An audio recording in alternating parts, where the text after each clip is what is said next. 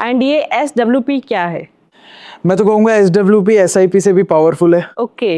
हाँ, SIP होता है सिस्टमैटिक इन्वेस्टमेंट प्लान, SWP होता है सिस्टमैटिक विड्रॉल प्लान। मतलब मैं अगर आपको कहूँ कि आप 1000 रुपये मंथ का इन्वेस्ट करो और आपको लाइफ टाइम तक 73,000 रुपीज़ हर महीने मिलता रहेगा, तो आप क्या बोलोगे? कि जल्दी से ऐसी स्कीम बता दो कि यार 1000 रुपये डालने हैं और 73,000 रुपये मुझे मिलते रहेंगे। ये तो बहुत ही अच्छी चीज़ है। तो इसमें हम क्या करते हैं, हम एक म्यूचुअल फंड में SIP करवाते हैं। मान लीजिए मैंने 1000 रुपये की SIP कराई, मैं 20 साल तक वो SIP चला रहा हूँ।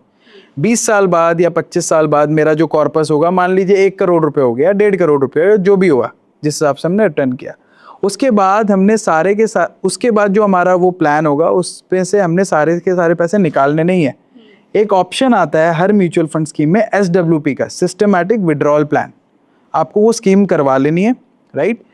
उसके बाद आपको एक लिमिट सेट करनी पड़ेगी कि आपको महीने का कितना निकालना है। वो आपको जब भी आप करवाओगे दिखा देगा। मान लीजिए 50,000 है, 70,000 है, वो लिमिट दिख जाएगी।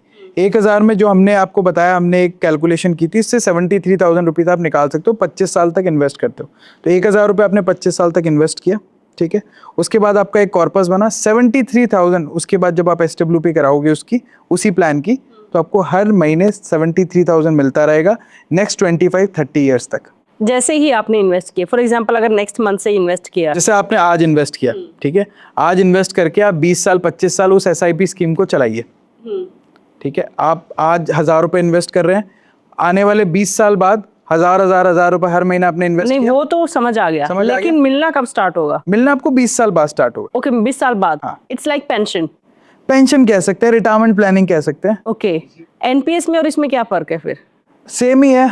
वहाँ पे भी आप पैसा डालते हो रिटायरमेंट के लिए, यहाँ पे भी आप रिटायरमेंट के लिए डाल रहे हो। लेकिन क्योंकि यहाँ पे म्यूचुअल फंड में आप इन्वेस्ट कर रहे हो ना, तो वहाँ पे आपको कंपाउंडिंग ज़्यादा मिलेगी। जैसे मैंने अभी आपको थोड़ी देर पहले बताया था कि म्यूचुअल फंड में कंपाउंडिंग आपको ज़्यादा रिटर्न दिलवाती है, तो यहाँ पे कंपाउंडिंग के थ्रू आपको ज़्यादा रिटर्न मिलेगा, राइट। उसके बाद जब आप अपना पैसा निकालोगे तब भी आपका पैसा कंपाउंड होता जाएगा, ऐसा नहीं कि वो वहाँ पे रुक गया। अगर आपका कॉर्पस 1 करोड़ रुपए का बन गया और आप हर महीने 50,000 रुपये निकाल रहे हो, तो आपका बाकी का पैसा तो पड़ा है ना उस स्कीम में, उस पैसे पर भी आपको कंपाउंडिंग, मतलब कंपाउंडिंग इंटरेस्ट मिलता रहेगा। और यही कारण है कि आपको लाइफ टाइम, मतलब 20 साल 25 साल 30 साल तक भी वो पैसा हर महीने मिलता रहेगा। तो जो लोग रिटायरमेंट की प्लानिंग कर रहे हैं वो अपने लिए एक SWP प्लान ज़रूर करा के रखें, क्योंकि आप जब रिटायर हो जाओगे तो एक अच्छा पैसा आएगा। तो अच्छा पैसा आता है, किसी को बुरा नहीं लगता, और ये ईजी है, कोई भी कर सकता है, राइट। मतलब कम सैलरी वाले भी कर सकते कम सैलरी वाले भी कर सकते हैं। मैं कह रहा हूँ 1000 रुपये से अगर आपको 73,000 रुपये महीना मिल रहा है, चाहे 20 साल बाद भी मिल रहा है, तो क्या बुरा है?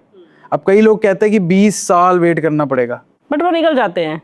20 साल अगर वेट नहीं करोगे और कुछ कराओगे नहीं, तब भी तो आपके 20 साल तो निकल ही रहे हैं, दिन तो बीत रहे हैं ना आपके। कुछ कराओगे तो फिर वो बेनिफिट भी ले सकोगे उस चीज। मिनिमम कितना करवा सकते हैं टाइम? 500 रुपये से शुरुआत। नहीं, टाइम जैसे आप 20 साल बोल रहे हो, तो मान लीजिए किसी को 5-7 साल में रिटायर होना, आप कर सकते हो। देखिए इसमें ना 2 तरीके की म्यूचुअल फंड स्कीम होती है। एक होती है ELSS, जो आपकी टैक्स सेविंग होती है, जिसमें हमारा 3 साल का बाउंडेशन पीरियड होता है कि 3 साल हमको रखना ही रखना है।